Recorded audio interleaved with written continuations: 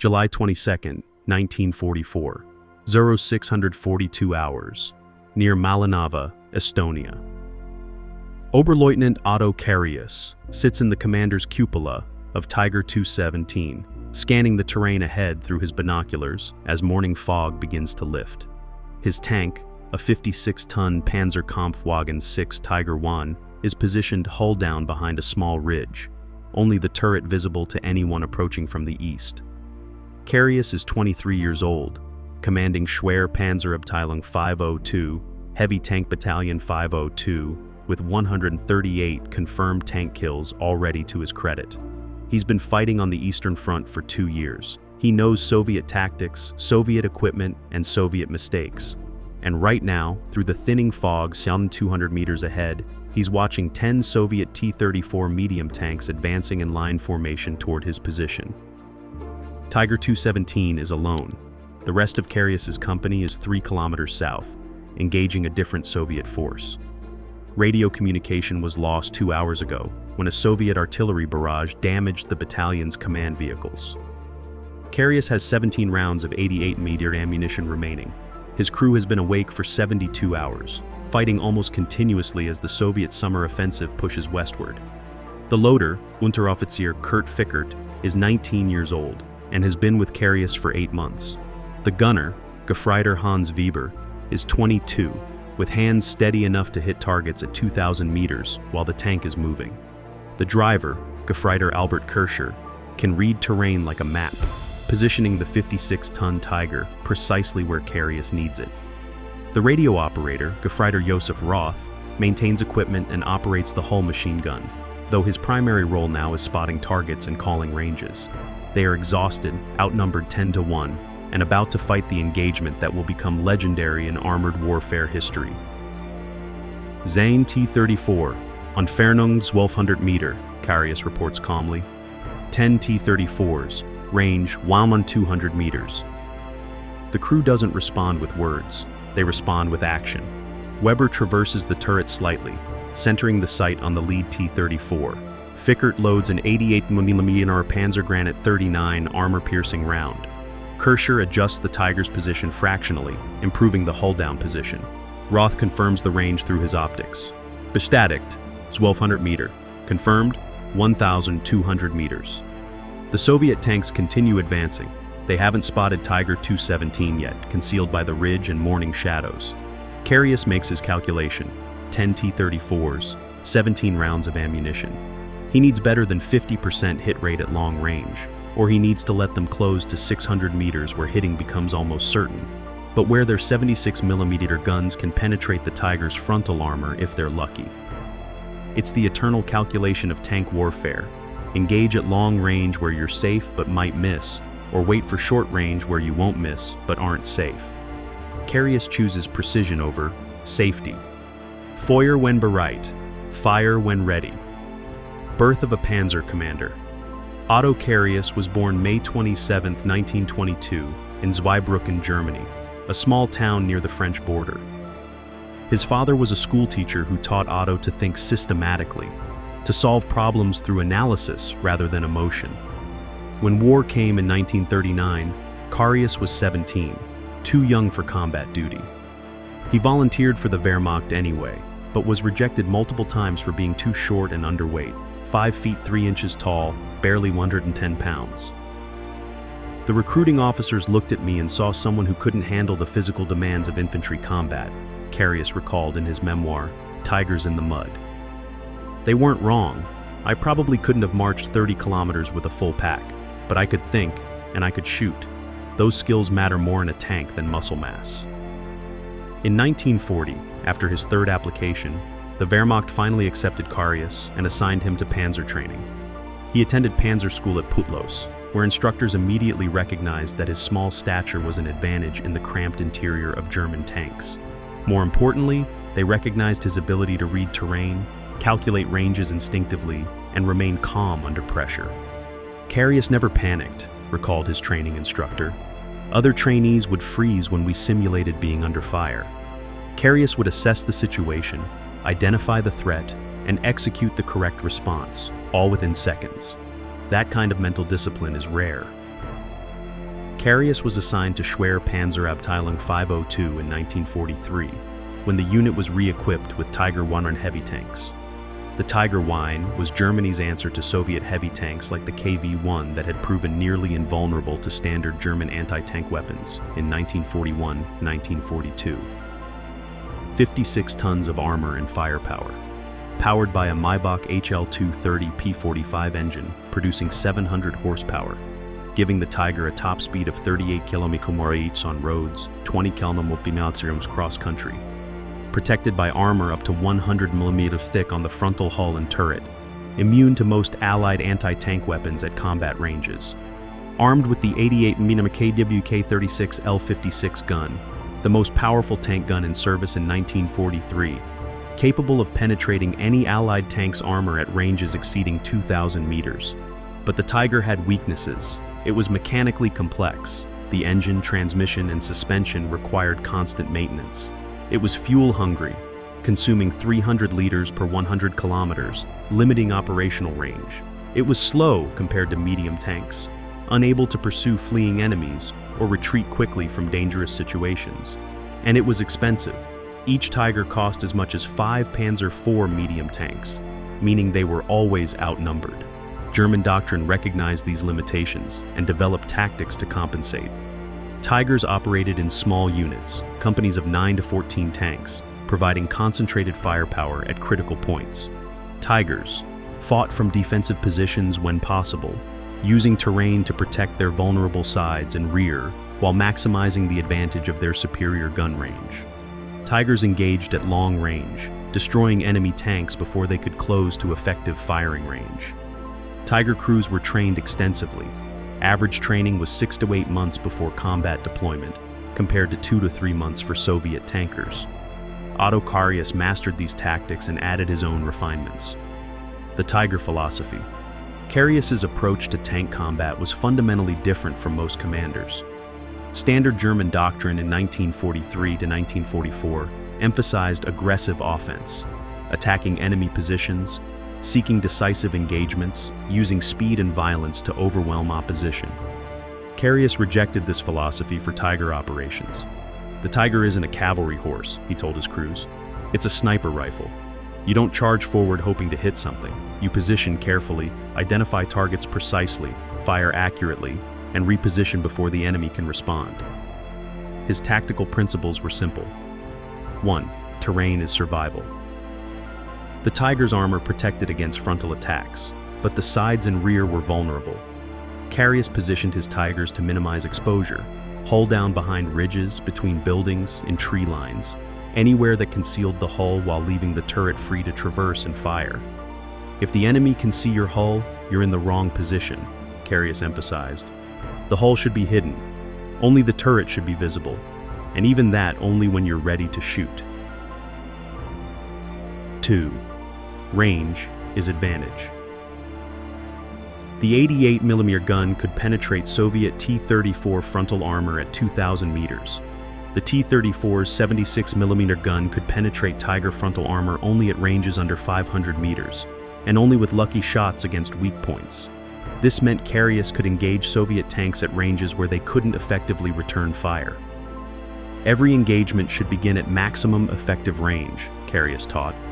Shoot when you're safe, not when you're fair. 3. First shot kills. In tank combat, the crew that fires first usually wins, assuming they hit. Carius drilled his gunners relentlessly on first shot accuracy. We practiced until Weber could hit a target at 1,500 meters on the first shot 9 times out of 10, Carius recalled. That accuracy meant we could destroy tanks before they even knew where we were. No second chances needed. 4. Ammunition discipline. Tigers carried only 92 rounds of 88mm ammunition, limited compared to the hundreds of rounds a battle might require.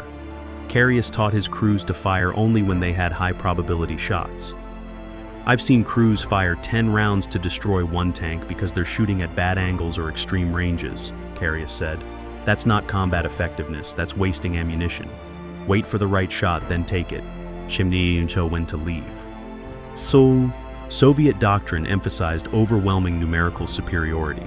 sending waves of tanks until German defenses were overrun.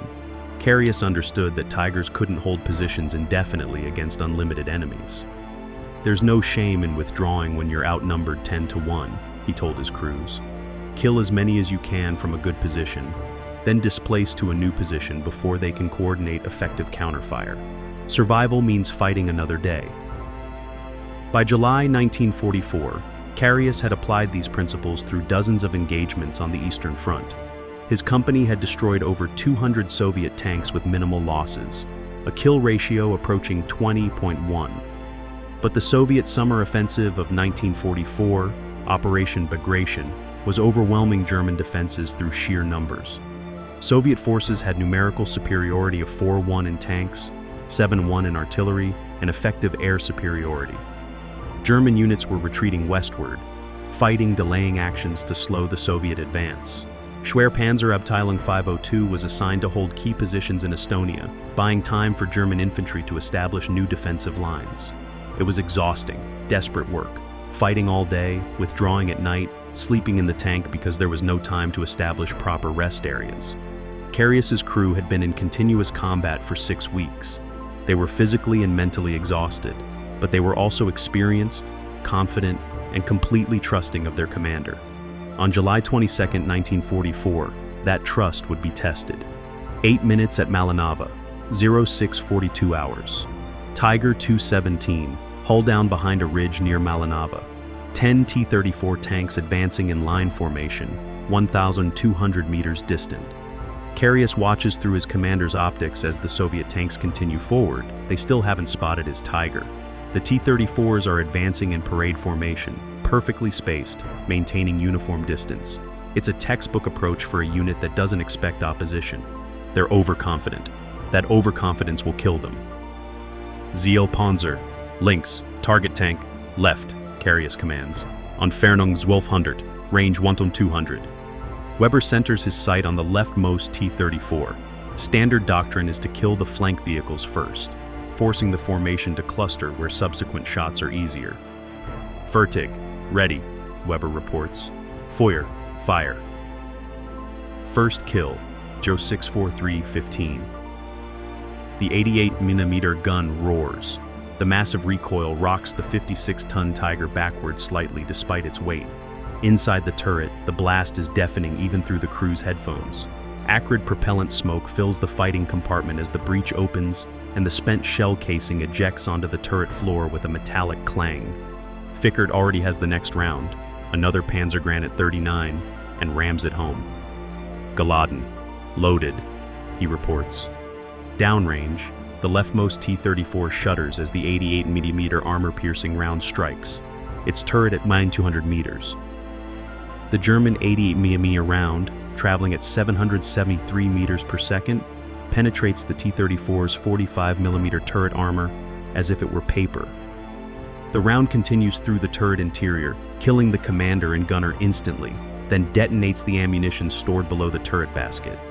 The T-34's turret lifts off its hull in a single piece, flipping backward and landing upside down 6 meters from the burning hull.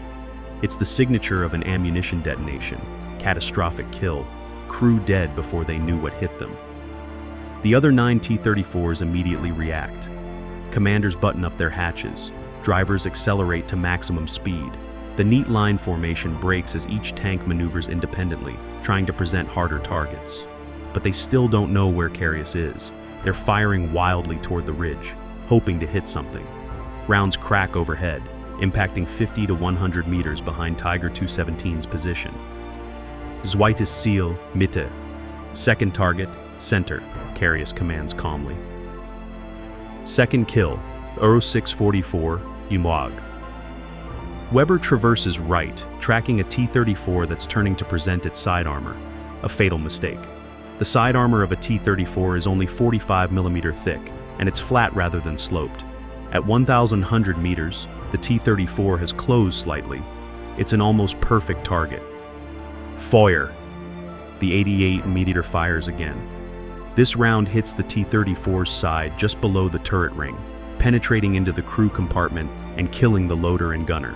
The tank continues moving for 3 seconds, The driver is still alive, then slews left and stops as the driver bails out through his hatch. The T-34 isn't burning, but it's disabled and out of the fight. 8 links, 8 remaining, Roth reports from the radio operator position. 8 T-34s, 16 rounds remaining.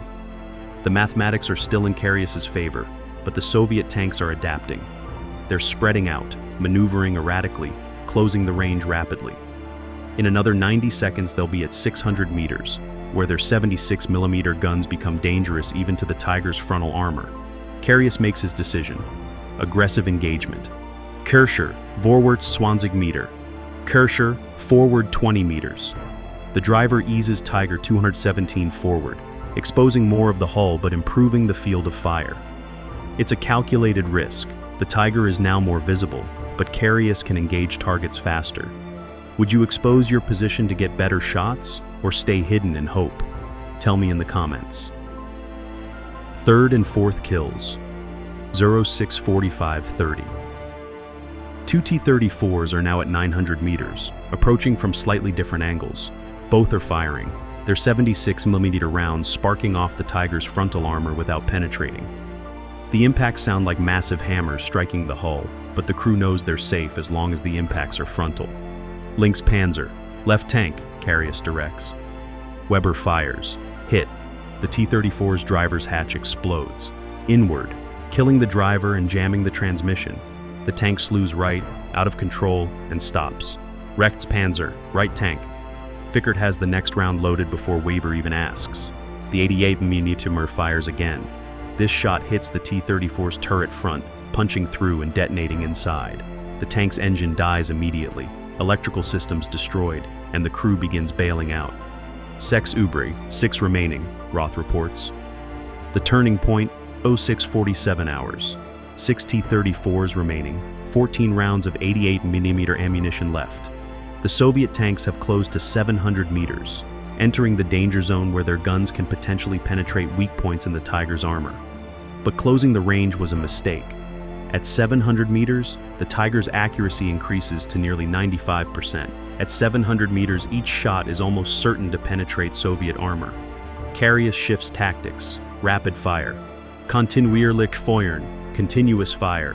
Fickert, schnell laden, load fast. 5th kill, 06:47:20. A T-34 at 650 meters, moving left to right across the Tiger's front. Weber leads the target slightly, aiming where it will be, not where it is. Fire. The round intercepts the T-34's path perfectly, striking the turret side. Penetration, internal detonation, catastrophic kill. The T-34's turret doesn't blow off, the ammunition doesn't cook off, but the crew is dead and the tank is burning. 6th kill, 06:48:10. Another T-34, now at 600 meters, has stopped and is attempting to take aimed shots at the Tiger. Stopping is fatal. It makes the T-34 a stationary target. Weber centers his sight on the stopped tank. Fire. Hit to the hull front, below the turret. The round penetrates into the crew compartment, killing the driver and radio operator. The tank commander and gunner bail out immediately, abandoning their vehicle. 7th kill, 06:48:55. 5 minutes into the engagement, 4 T-34s remain. But these 4 are the most dangerous. Their crews are experienced enough to have survived this long, smart enough to be using terrain for concealment, coordinated enough to be attempting flanking maneuvers. 1 T-34 appears from behind a destroyed building 500 meters to Karius's right, attempting to hit the Tiger's side armor where it's only 80mm thick. Kirscher sees the threat. Panzer rechts, tank right. Weber traverses the turret right. The electric traverse is fast but seems agonizingly slow when a T-34 is aiming at your side. The T-34 fires first. The 76mm round hits Tiger 217's side armor at a 30-degree angle. The shot, which might have penetrated if it hit perpendicularly, glances off the sloped armor and ricochets into the sky. The impact rocks the Tiger, but the armor holds. Weber completes his traverse. Fire. The 88mm round hits the T-34's turret at 500 meters, point-blank range for tank combat. The penetration is so complete that the round exits through the rear turret armor after destroying everything inside. Catastrophic kill, crew dead instantly. 8th and 9th kills, 064940. 2 T-34s are attempting a coordinated attack, one from the front at 800 meters, one from the left at 600 meters. They're trying to split Carius's attention, force him to choose which threat to engage first. Standard Soviet tactic, usually effective. But Carius has fought this scenario before. Vorderer Panzer, front tank, he orders. Weber fires at the distant T-34. While that round is in flight, 2 seconds at 800 meters, Carius is already directing the next shot. Linkspanzer, schnell, left tank fast. The front T-34 explodes as the 88mm round penetrates its turret. Fickert loads the next round in 4 seconds, faster than his previous reload. Weber traverses left. The flanking T-34 is now at 550 meters and closing. Fire. Hit to the hull front. The T-34's transmission locks up. The tank stops dead, immobilized. The crew bails out as smoke pours from the engine compartment. 10th kill, 0650-15. 1 T-34 remains. Its commander has watched 9 of his comrades die in 8 minutes. He makes the only rational decision, retreat. The T-34 turns and begins withdrawing at maximum speed. Smoke dischargers activated to create a screening cloud. Carius tracks the fleeing tank through his optics. Range, 1,100 meters and increasing. The T-34 is moving erratically, zigzagging, making a difficult target. Schwieriges Ziel, difficult target, Carius warns Weber. Weber centers his sight, leading the target by approximately 2 tank lengths to account for the T-34's speed and the round's flight time. Fire. The 88mm round arcs across 1,200 meters. Flight time, 1.8 seconds. In those 1.8 seconds, the T-34 moves approximately 12 meters. Weber's lead calculation is perfect. The round strikes the T-34's rear engine deck. The weakest armor on the tank, only 40mm thick. Penetration into the engine compartment. The V2 diesel engine explodes, sending flame through the crew compartment. The T-34 coasts to a stop, burning. No crew exits. They're either dead or too injured to escape. Time, 0650 hours and 15 seconds. Engagement duration, 8 minutes exactly. 10 Soviet T-34 medium tanks destroyed. 10 rounds of 88mm ammunition expended. 60% hit rate at ranges from 500 to 1,100 meters. 0 damage to Tiger 217. It is one of the most perfect demonstrations of tank gunnery in military history. The price of excellence. After the engagement, Carius repositioned Tiger 217 behind a tree line and conducted post-battle procedures. Fickert restocked ammunition from the hull reserves. 7 rounds had been stored in the hull sponsons, bringing the total back to 14 rounds. Kircher checked the suspension and drivetrain.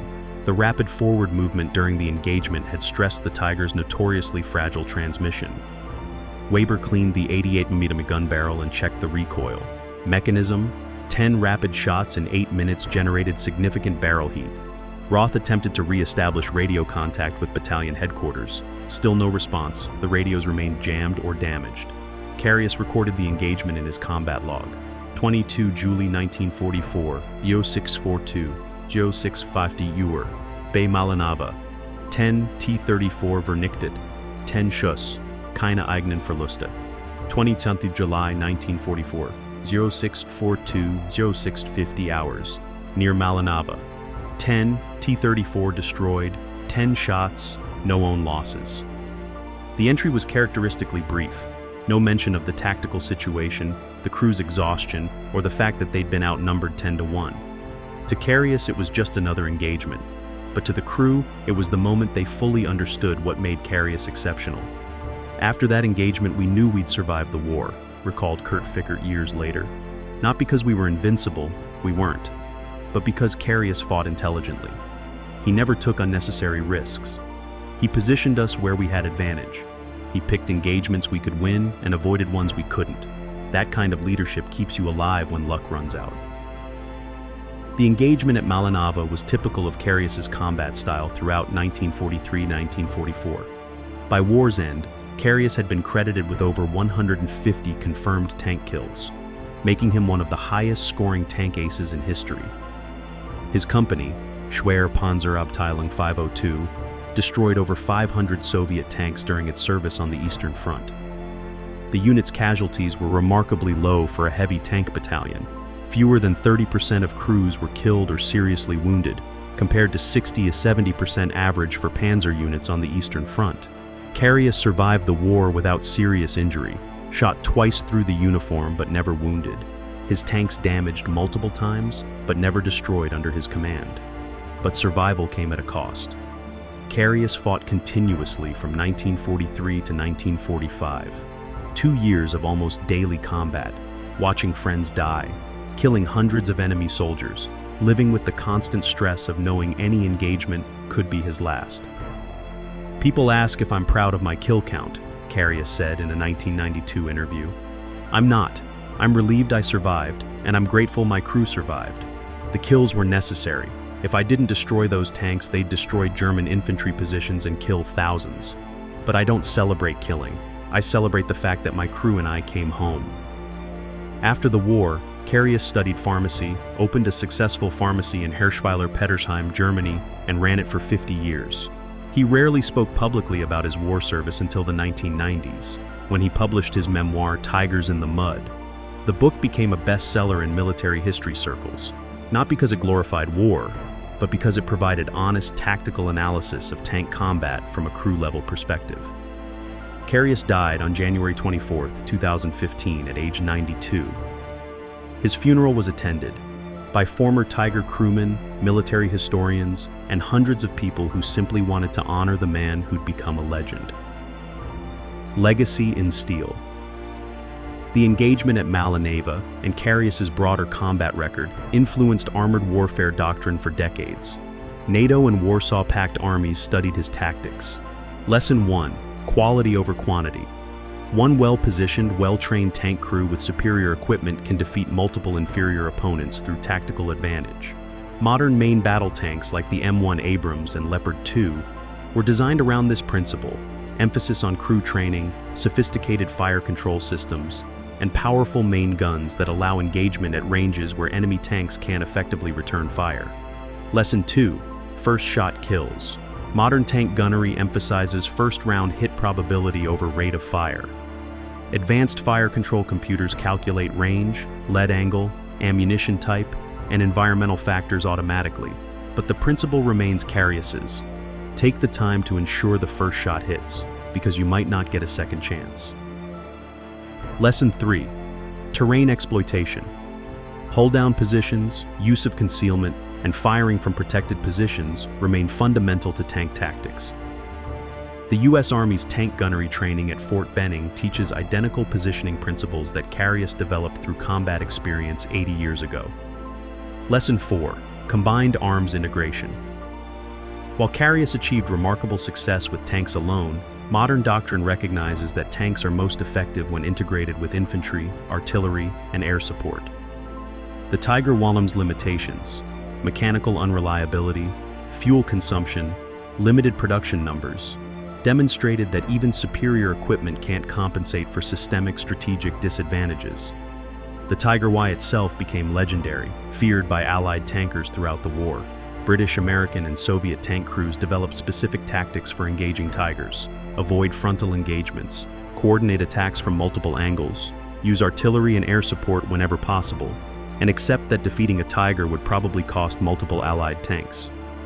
The Tiger was the boogeyman of tank warfare, recalled a Soviet tank commander. Even when you outnumbered them 5-1, you knew they'd kill at least 2 or 3 of you before you killed them. Everyone wanted to be the 4th or 5th tank in the attack, not the 1st or 2nd. Of the 1,447 Tiger I tanks produced during the war, approximately 1,340 were destroyed or abandoned, a loss rate of 99.5%. But the Tiger's combat effectiveness was exceptional.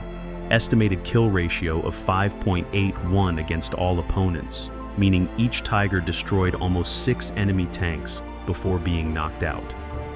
In the hands of exceptional commanders like Carius, Otto Carius, or Michael Wittmann, that ratio exceeded 10.1. The Tiger's reputation survived its mechanical limitations and strategic insignificance because individual crews demonstrated that quality, training, and tactics could overcome numerical disadvantages. Today, only 7 Tiger WWII tanks survive in museums worldwide. But the legend of the Tiger and the men who commanded them continues to influence how military professionals think about armored warfare. In modern war, would you rather have 1 advanced tank or 3 standard ones? I'd love to hear your perspective. The man beyond the tank. Otto Carius spent his post-war life deliberately avoiding celebrity. He rarely gave interviews, declined invitations to military reunions, and refused to appear in documentaries until the 1990s. "I fought for Germany, not for the regime," Carius explained when asked about his reluctance to discuss the war. "I defended my country against an invasion that would have killed millions of German civilians. That's not controversial, that's what soldiers do. But I'm not interested in being celebrated as a hero. I did my job, I survived, and I moved on." His pharmacy in Hirschweiler Pettersheim became modestly famous. Military history enthusiasts would visit just to meet him. Carius would talk about pharmacy, recommend medications, and discuss local news, but would politely redirect conversations about the war unless the visitor was genuinely interested in tactical lessons rather than war stories. Tourists would come expecting to meet some kind of warrior legend, recalled his pharmacy assistant. They'd find a 70-year-old pharmacist who wanted to talk about blood pressure medication and diabetes management. That disconnect confused them. They couldn't reconcile the tank ace with the gentle old man dispensing prescriptions. But to those who studied his memoir carefully, there was no disconnect. Carius survived because he approached combat analytically rather than emotionally. He ran his pharmacy the same way, systematically, carefully, always thinking 3 steps ahead. The same mindset that let him position a Tiger tank optimally let him build a successful business. When Carius died in 2015, obituaries worldwide noted his tank ace status. But his local newspaper obituary focused on different achievements. 50 years serving the community as a pharmacist, generous donations to local schools, quiet support for families struggling with medical costs. The tank ace had become the village pharmacist. And perhaps that transformation, from warrior to healer, was his greatest victory. July 22, 1944. 8 minutes that demonstrated what experience, training, and tactical excellence could achieve. 10 enemy tanks destroyed without a single friendly casualty. Not through reckless courage or desperate heroism, but through calculated positioning, precise gunnery, and cold analytical thinking under pressure. Otto Carius and his Tiger crew survived that engagement, and 200 more like it, because they fought intelligently rather than bravely. Because they understood that in armored warfare, the crew that thinks best usually survives longest. And because they never forgot that behind every destroyed tank were 4 or 5 enemy soldiers who were also someone's son, husband, or father. 150 confirmed kills didn't make Carius a hero. Bringing his crew home alive did. These stories of tactical excellence, survival, and the human cost of war deserve to be remembered. Subscribe so they never fade into history. Next time, the battleship that became a target, and the test that proved carriers had made surface fleets obsolete.